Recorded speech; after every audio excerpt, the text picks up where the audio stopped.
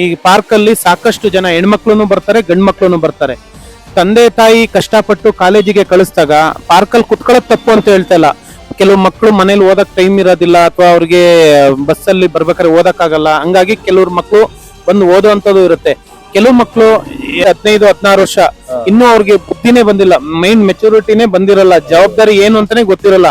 ಆ ವಯಸ್ಸಲ್ಲಿ ಲವ್ ಅನ್ನೋ ಒಂದು ಅಟ್ರಾಕ್ಷನ್ಗೆ ಸಿಗಾಕೊಂಡು ಲವ್ ಮಾಡಿ ಜೀವನ ಹಾಳು ಮಾಡ್ಕೊಳ್ಳೋದ್ಕಿಂತ ಅವ್ರಿಗೆ ಅದೊಂದು ಏಜ್ ಬರುತ್ತೆ. ಆ ಏಜ್ ಅಲ್ಲಿ ಲವ್ ಮಾಡಿ ತಪ್ಪು ಅಂತ ಹೇಳಲ್ಲ.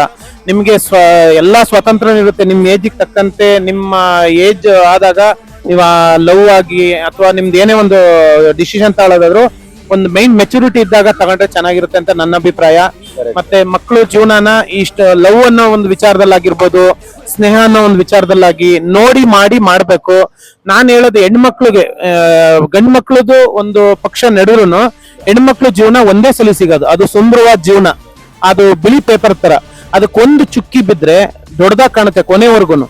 ಹಂಗಾಗಿ ಹೆಣ್ಮಕ್ಳು ಯಾವ್ದೇ ಕಾರಣಕ್ಕೂ ಈ ಲವ್ ಅನ್ನೋ ಒಂದು ವಿಚಾರಕ್ಕೆ ಅಟ್ರಾಕ್ಷನ್ ಆಗ್ದಲೆ ಅವ್ರ ಜೀವನನ ಚೆನ್ನಾಗಿ ಕಾಪಾಡ್ಕೋಬೇಕು. ತಂದೆ ತಾಯಿ ಕಣ್ಣೀರ್ ಹಾಕಿಸ್ದಂಗೆ ತಂದೆ ತಾಯಿ ಆಶೀರ್ವಾದ ಪಡ್ಕೊಂಡು, ಯಾವ ಮಕ್ಕಳು ತಂದೆ ತಾಯಿ ಕಣ್ಣೀರ್ ಹಾಕಿಸ್ತಲೇ ಜೀವನ ಮಾಡ್ತಾರ ಆ ಮಕ್ಕಳು ಎಲ್ಲೇ ಇದ್ರು, ಯಾವುದೇ ಊರಲ್ಲಿದ್ರು ಚೆನ್ನಾಗಿರ್ತಾರೆ, ನನ್ನ ಅಭಿಪ್ರಾಯ.